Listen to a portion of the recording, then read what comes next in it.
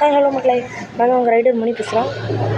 இந்த மாதிரி என்ன பண்ணுறேன்னா பேசிக், அதாவது பார்த்தீங்கன்னா ஃபஸ்ட்டு என்னோடய ஹோம் டூர் எல்லாம் கேட்டிங்க.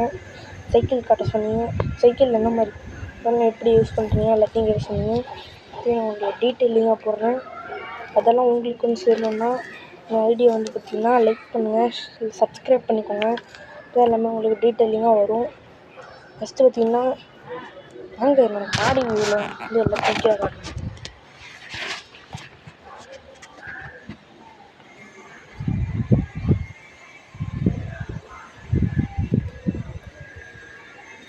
பாருங்க,